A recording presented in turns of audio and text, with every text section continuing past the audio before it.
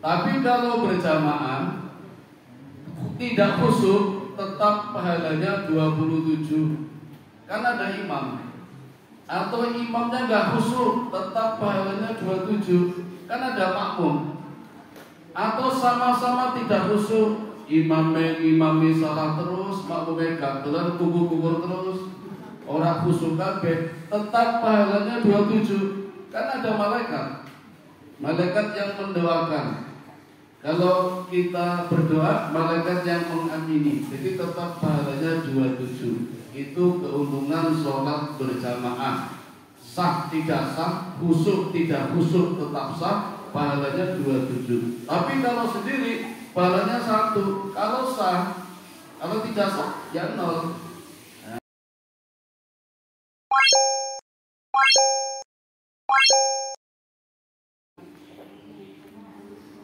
Assalamualaikum warahmatullahi wabarakatuh.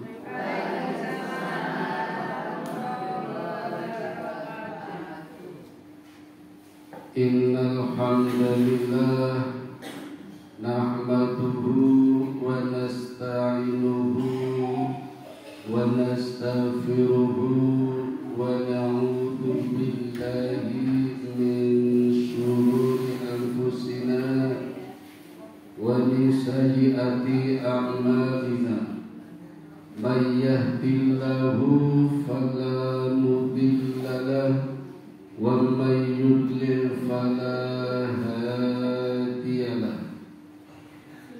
Bapak Ibu, adik-adik jamaah Masjid Al-Ngadi Sutati yang dirahmati Allah, marilah kita awali pengajian jelang buka bersama sore hari ini dengan bersama-sama membaca surat Al-Fatihah.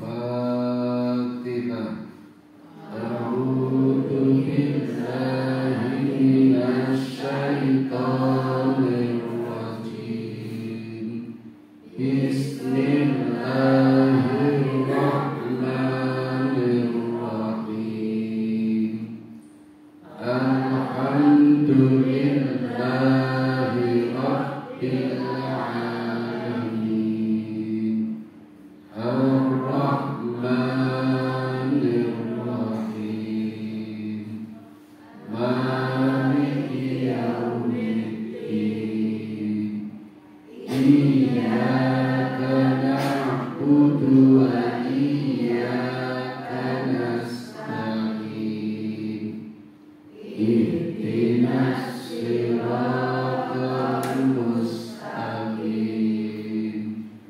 Siratal ladzina an'amta 'alaihim ghairil maghdubi 'alaihim waladdallin.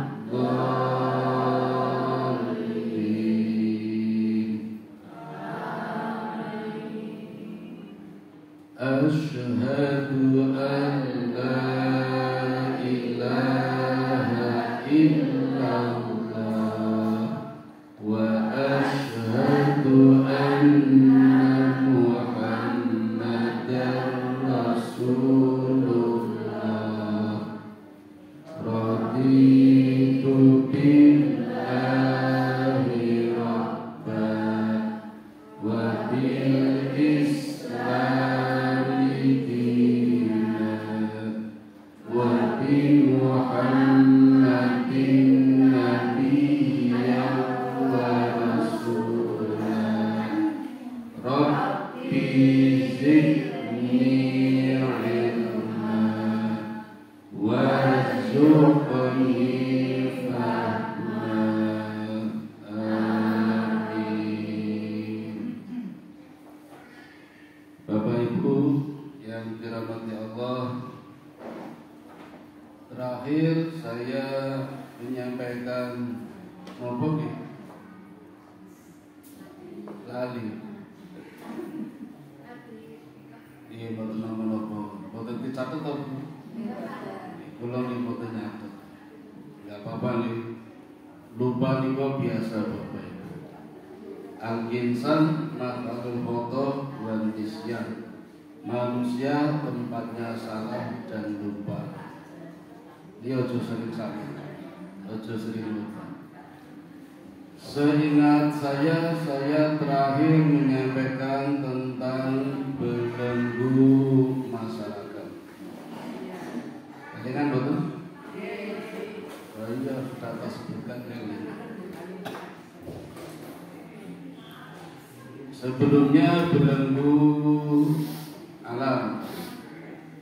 Nah, sekarang saya akan menyampaikan belenggu yang ketiga yang lebih berat daripada belenggu alam dan belenggu masyarakat adalah belenggu tradisi.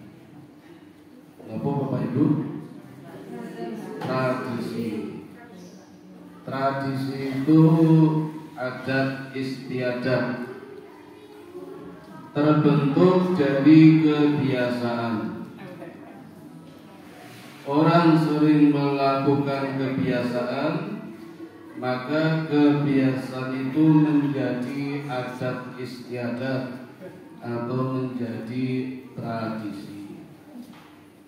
Kadang orang, Bapak Ibu, terbelenggu dengan tradisi. Kalau tidak melaksanakan tradisi itu tidak enak katanya. Risau, gelisah, bahkan kadang takut, khawatir kalau terjadi apa-apa. Niki takjilan tradisi boten iki.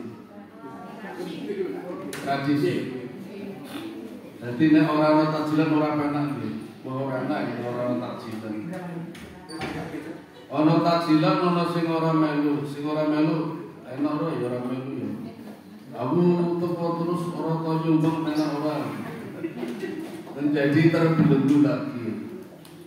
Arisan sudah rutin jadi tradisi, orang melu ora enak. Nek melu isine mau bibar rasane tonggonge. Yen kula lho Bu. Oh sami mawon. Oh. Iklan bilang anunya apa? Kudu. Jenengan ngertos ya? Gimana ketemu kamu berguna? Begitu banyak kebiasaan yang terjadi di lingkungan kita sudah biasa Bapak Ibu. Tapi ketika orang terbelenggu merasa tidak enak, nah itu bahasa saya namanya neraka. Jadi neraka itu memang membelenggu kita. Sehingga ada neraka dunia, ada neraka akhirat. Nah, orang yang bertakwa harus mampu bisa membebaskan diri dari belenggu ini. Tapi bukan berarti meninggalkan tradisi. Kalau misalnya orang melu arisan, orang melu takjilan, kan meninggalkan tradisi, itu juga belum tentu baik. Karena ikut arisan juga ada baiknya, forum silaturahmi. Ikut takjilan juga ada baiknya, forum silaturahmi, menuntut ilmu, apalagi ada dus-dusan ini.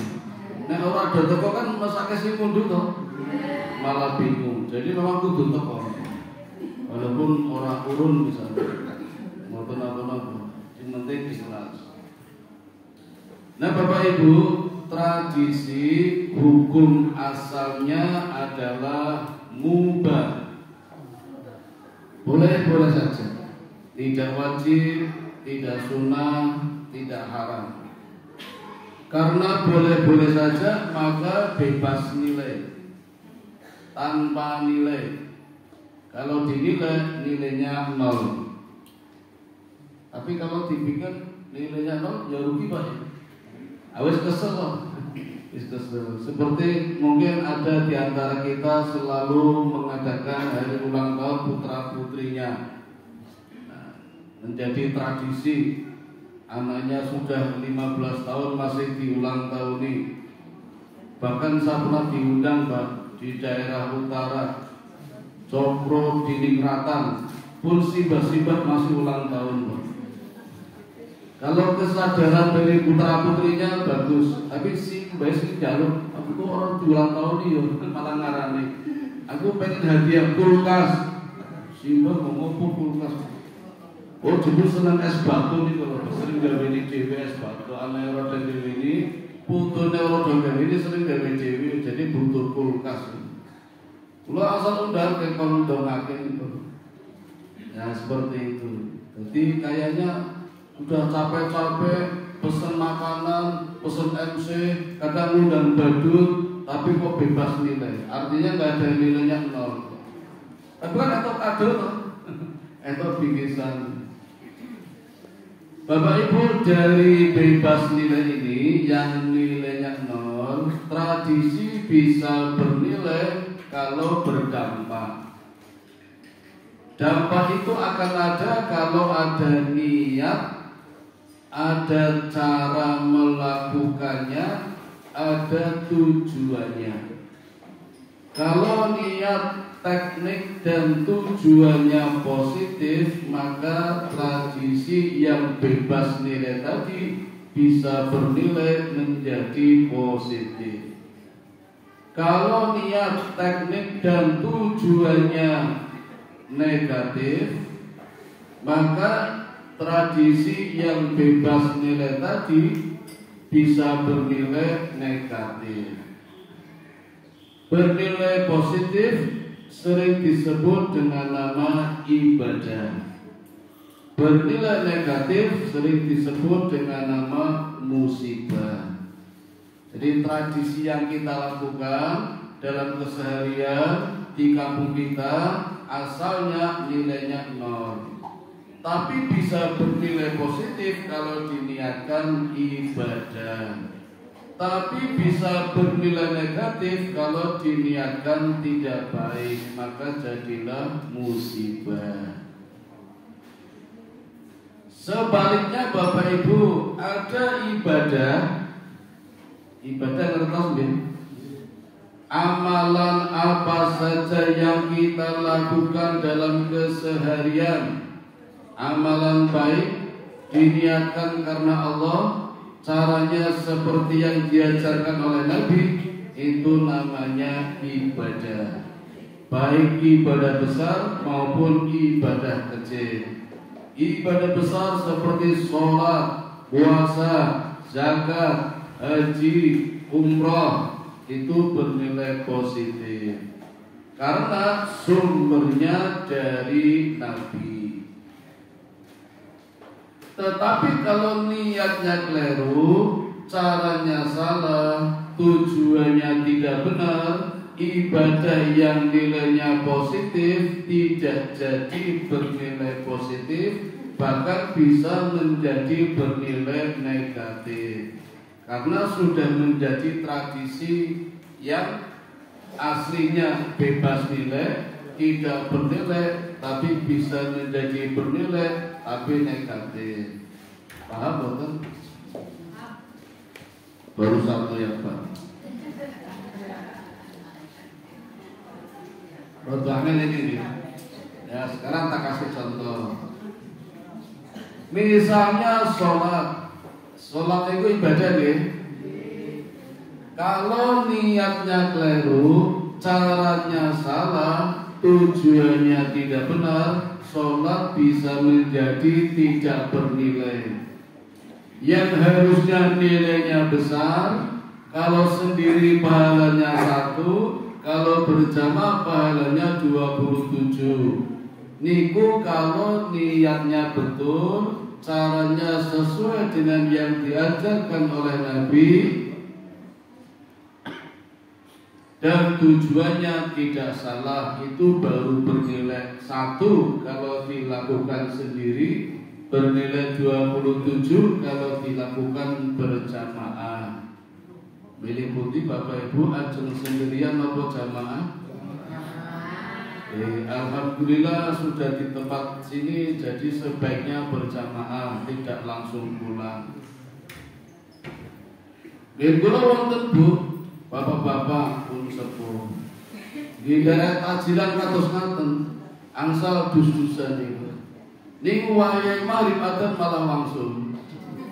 Pas jejer kula tak takoni kok wangsul ya, Pak. Lho jare buka bersama. Wis rampung tak buka bersama. Kok mboten salat? Ora diundang salat ya. Jadi undangan itu ke kertas tulisannya buka bersama, terus wangsul.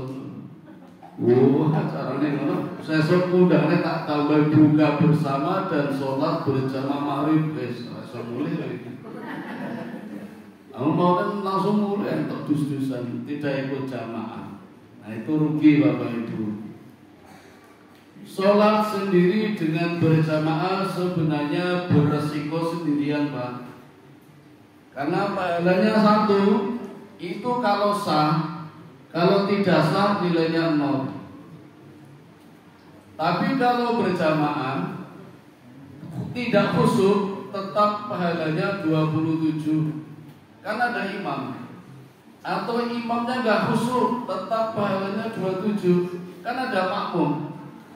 Atau sama-sama tidak khusyuk, imami salah terus, makmumnya gagelan kukur terus, orang khusyuk kabeh, tetap pahalanya 27. Karena ada malaikat yang mendoakan. Kalau kita berdoa, malaikat yang mengamini. Jadi tetap pahalanya 27. Itu keuntungan sholat berjamaah. Sah tidak sah, khusyuk tidak khusyuk tetap sah, pahalanya 27. Tapi kalau sendiri pahalanya 1. Kalau sah, kalau tidak sah ya 0.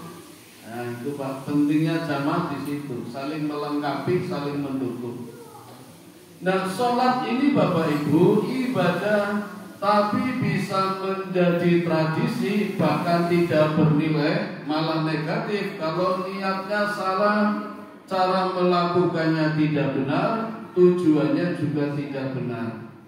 Harusnya sholat itu inna sholati wa nusuki wa mahyaya wa mamati lillahi rabbil alamin. Sholatku, hidupku, ibadahku dan matiku hanya karena Allah. Jadi sholat kita hanya untuk Allah, karena Allah, bukan karena tetangga, bukan karena menantu. Orang pernah yang mantunya alim sholat, orang pernah yang mertuanya alim sholat, orang pernah yang pejabat kampung, kepala daerah tingkat 7, RT kan kepala daerah tingkat 7 tingkat 6 RW.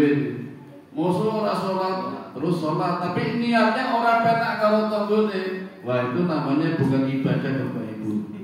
Sholatnya hanya menjadi tradisi, hanya menjadi kebiasaan. Bahkan bisa menjadi negatif kalau sholatnya pura-pura.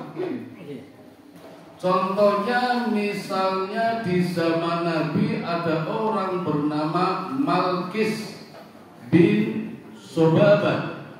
Sinten Pak? Malkis bin Sobabah. Ini orang kafir Quraisy, orang Mekah, pura-pura masuk Islam, ikut sholat di masjid, tapi tujuannya ingin membunuh sahabat Nabi dari golongan Ansor yang membunuh adiknya Malkis bin Sobabah, namanya Hisam bin Sobabah. Sinten Bu? Apal guys? Ini langsung tak ngulang dari apa? Ngulangi minggu depan pun langsung.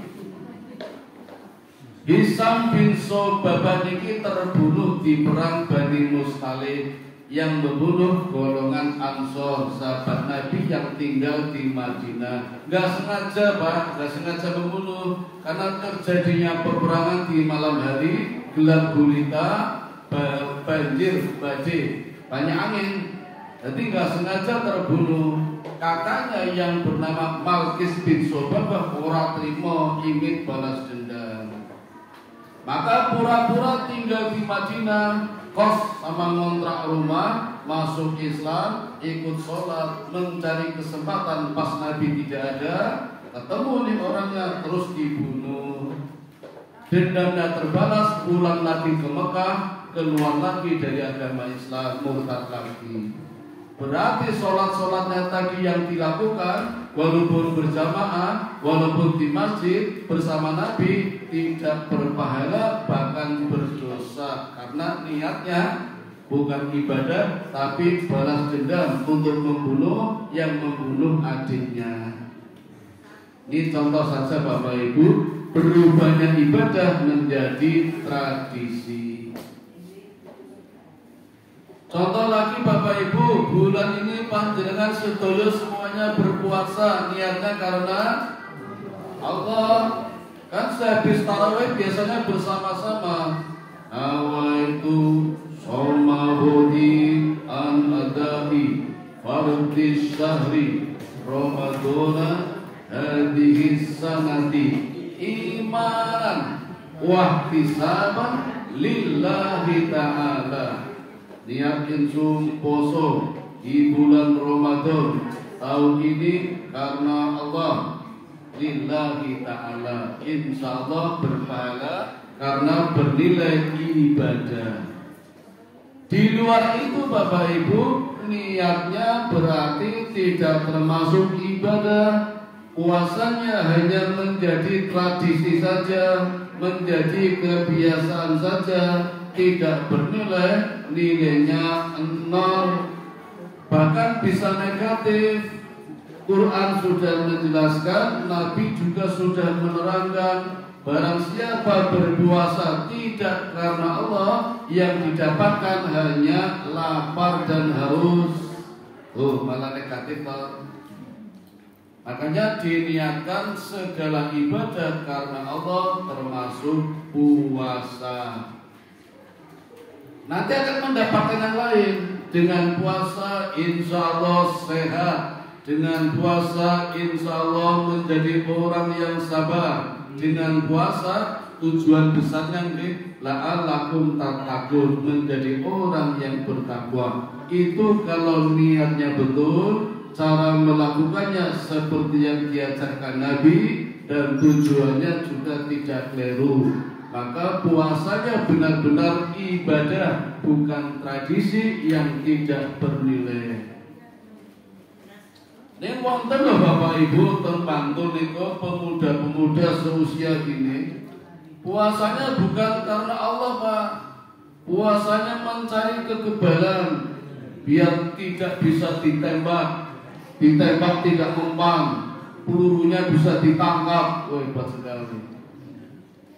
Ada Bapak Ibu anak-anak kita yang broken home, di rumah tidak kerasan, Bapak Ibunya sibuk sekali, gak sempat ngurus anaknya gak diurusi, cari-cari pelarian, ikut-ikut kebatinan, belajar kebatinan sampai puasa 3 hari. Padahal ada ajarannya sendiri kalau mau puasa 3 hari, namanya Ayyamul Bid. Puasa 3 hari di tengah-tengah bulan, tanggal 13, 14, 15 Hijriah, bukan Miladiyah, bukan, tapi Hijriah. Itu namanya puasa Ayyamul Bid.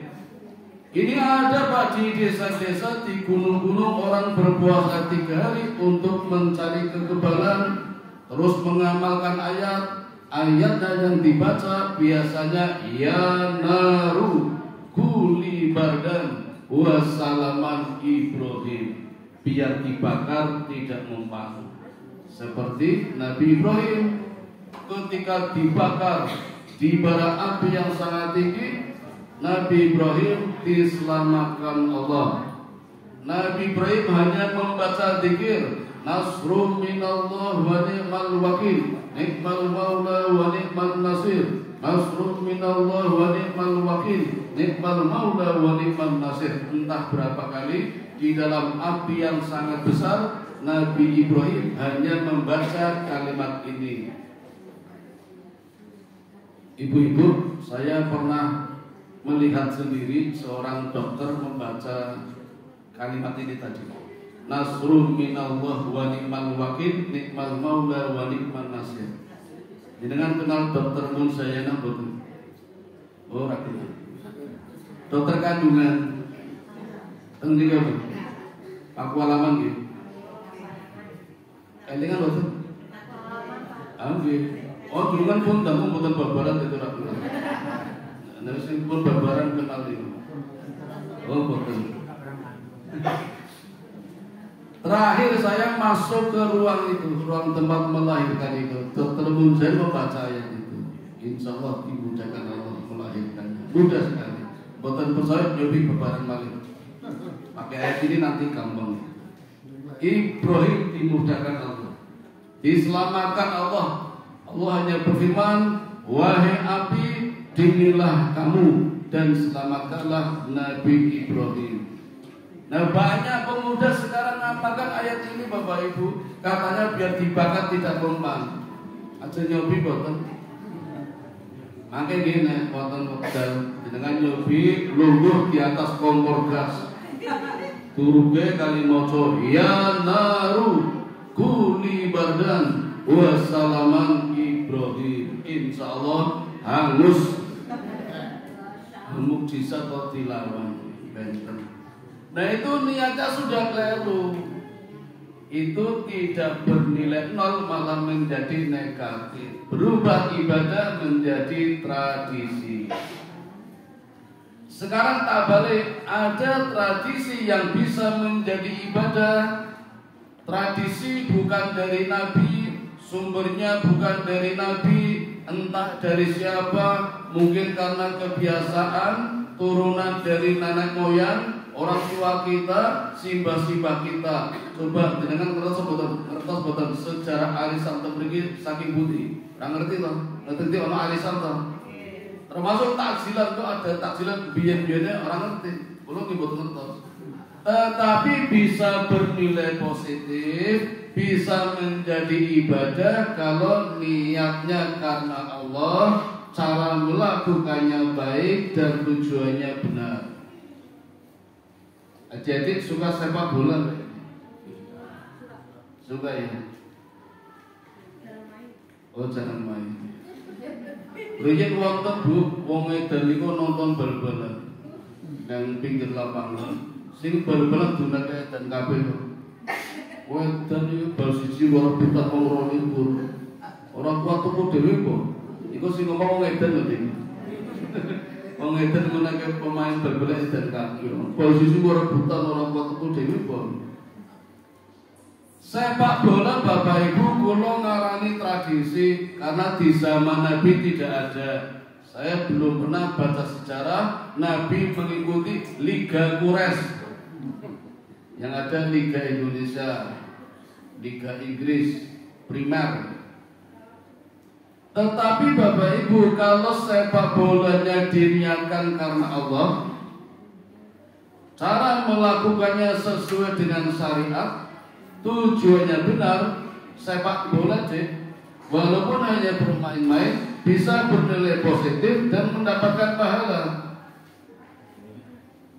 Kalau niatnya karena Allah.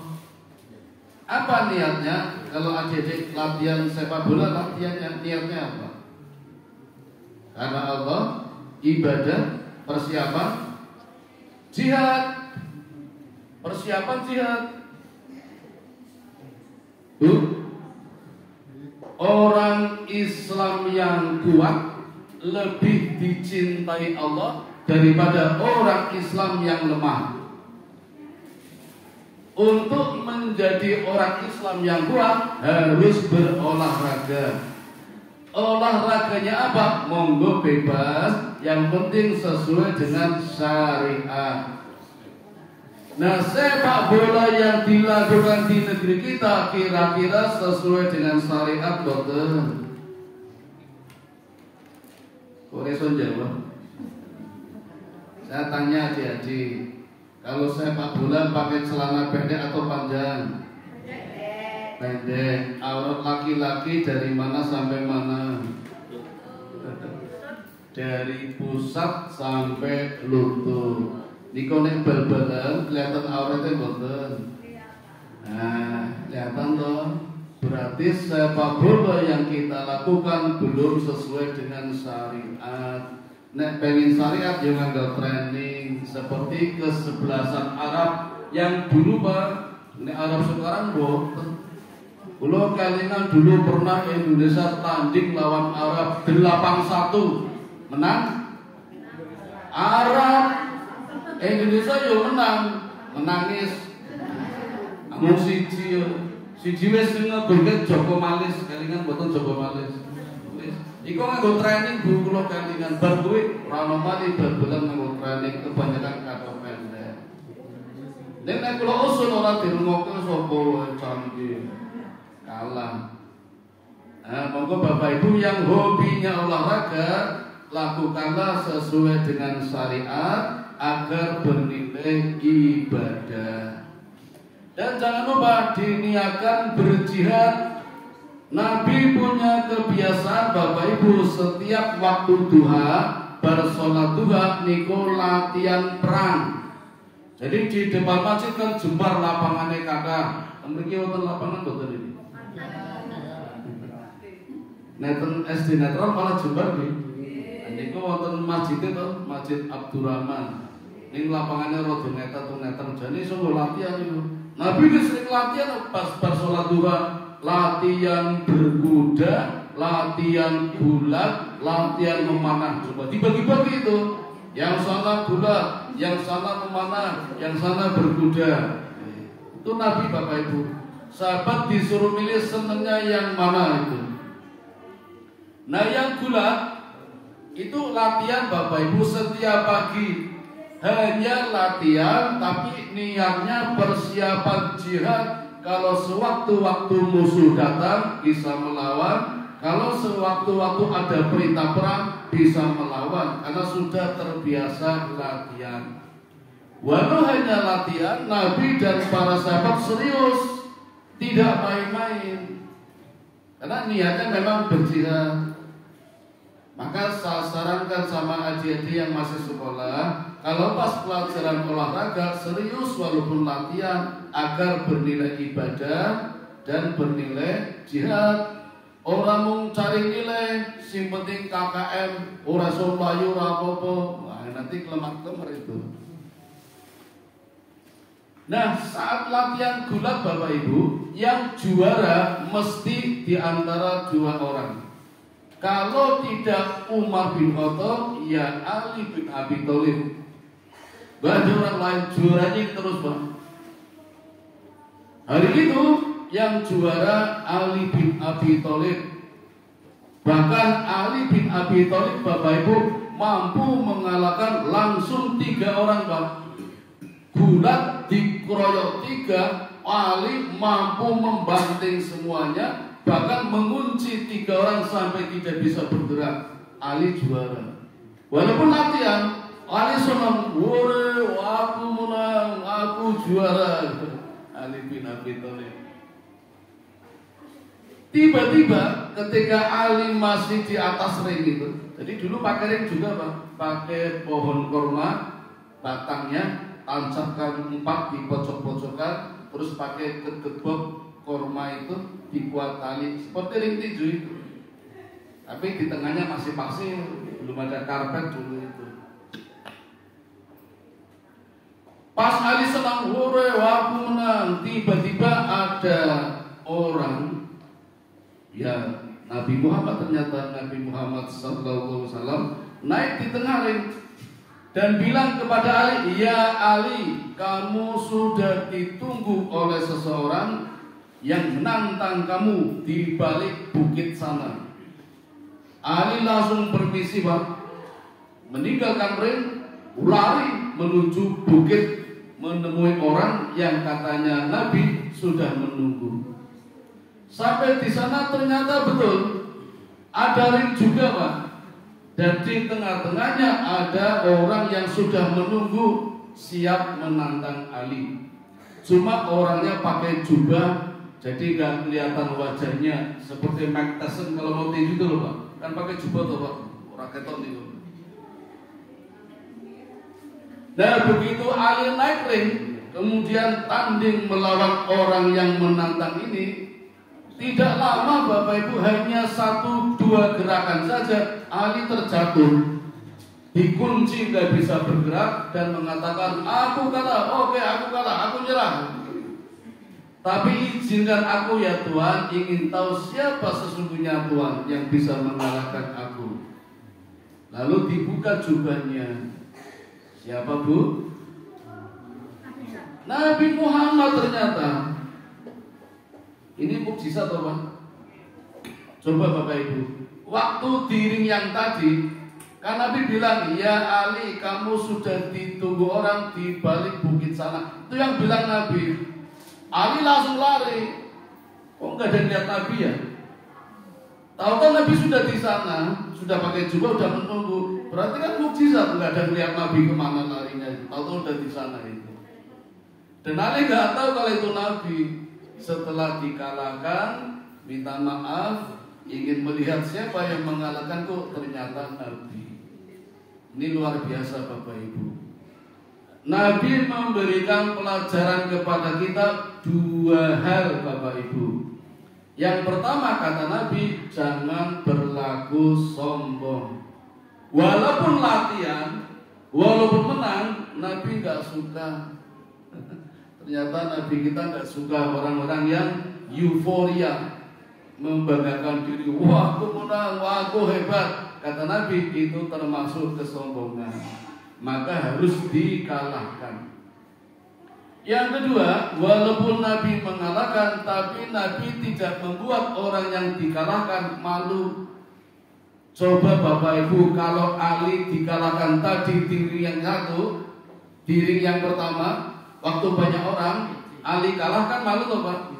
Nabi nggak ingin mempermalukan, maka cara mengalahkannya di tempat yang sepi, di balik bukit. Jadi Ali kalahkan, Ali nggak malu toh? Luar biasa Bapak Ibu.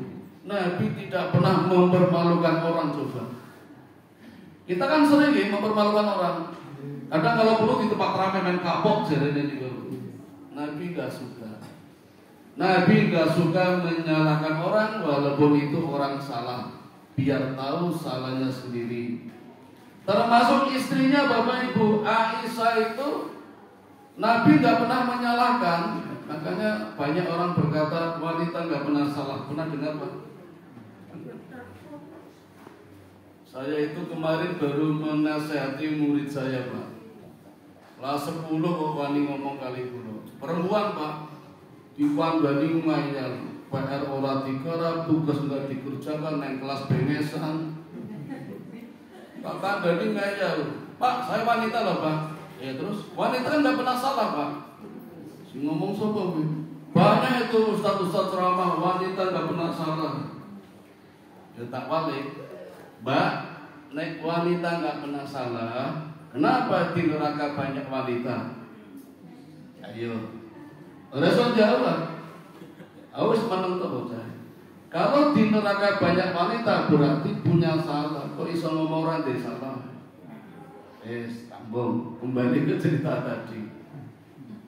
Tapi Nabi tidak pernah menunjukkan salahmu ini loh Aisyah. Nabi tidak pernah. Sampai Aisyah tahu sendiri kesalahannya di mana. Contoh Bapak Ibu, kebiasaan istri Nabi dan para sahabat kalau menyambut kedatangan suaminya biasanya di batas kota. Di suami pulang dari peperangan, istrinya nyambutnya di batas kota. Berarti kalau di sini di mana batas kota ini? Nek Sleman temriko Mirota kampus ngalor, kamu itu batas kota toh.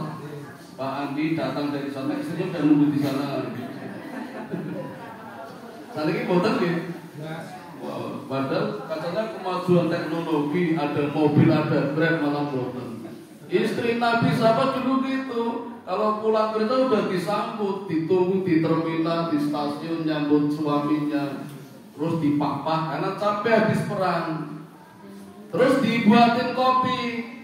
Bu, Nabi itu suka kopi, jadi sering membuatkan kopi buat Nabi. Kita seneng kopi betul? Pak Andi betul ya? Seneng. Oh, kita ora doyan nih. Mulai ini jatah kula kabeh. Ora gelem biasa. Ikhlas loh. Tidak seperti biasanya Bapak Ibu, hari itu Nabi minum kopi sendiri. Biasanya nih, contoh ini. Ini orang tak cocok loh nih. Nabi kalau minum kopi mempersilakan Aisyah dulu. Silakan istriku minum dulu. Istrinya minum dulu. Jadi bukan suami Pak. Jadi nek gawe kopi, jadi digawe toh. Ini orang langsung mau istrinya dulu, monggo dicobain. Nah, terus diminum istrinya toh Bu. Nabi gantian. Oh, si poso. Ini Nabi milihnya mana? Milih ada bekas lipstiknya Aisyah. Ayo Pak, tadi betul. Jadi misalnya Aisyah mau betul pergi loh, Nabi ngatain tiga lipstiknya sedih, bagi lipstiknya, dipas ke, romantis loh Pak. Ayo sosik ah, nah gimana Pandi masih seperti itu betul? Jadi dicari yang bekas lipstiknya itu.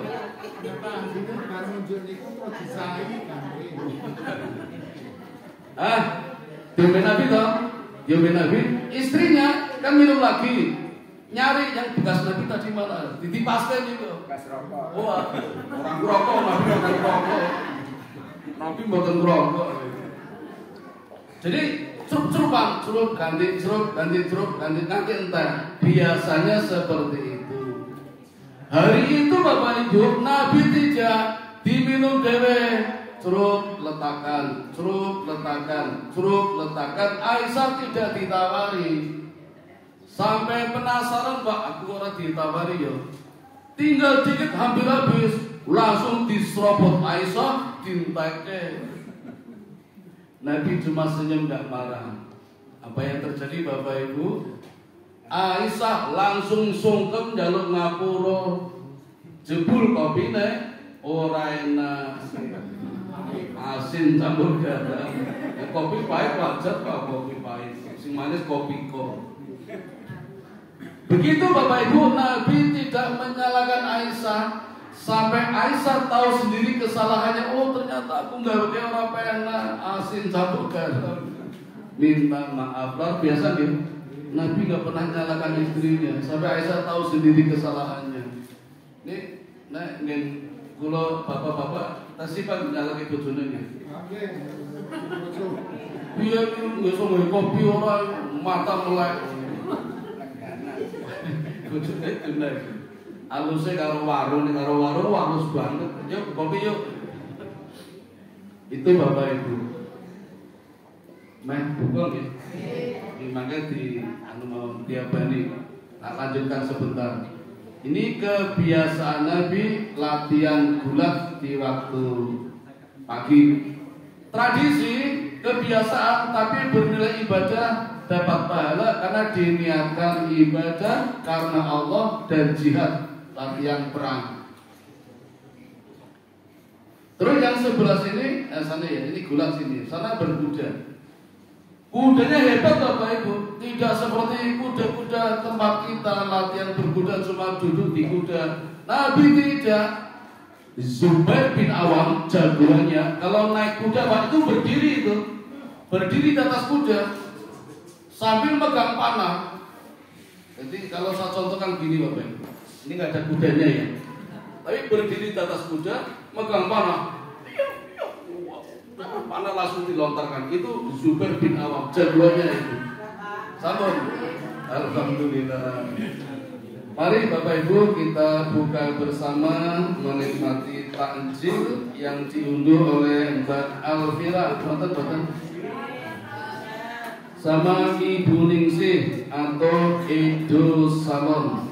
Itu salon itu. Oh, mugi-mugi takjilnya diterima Allah, mendapatkan pahala yang berlimpah dan yang berbuka juga mendapatkan barokah. Bismillahirrahmanirrahim. Allahumma laka sumtu wa bika amantu wa ala rizqika aftartu bi rahmatika ya arhamar rahimin. Tutup nggih. Assalamualaikum warahmatullahi wabarakatuh.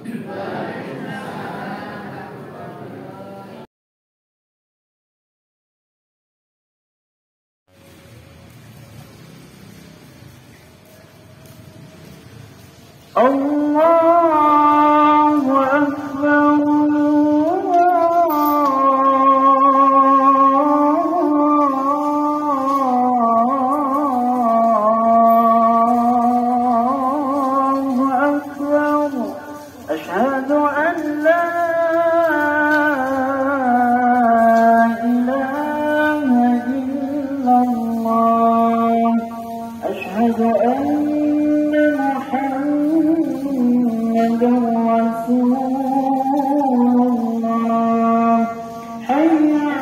الصلاة حي على الفلاح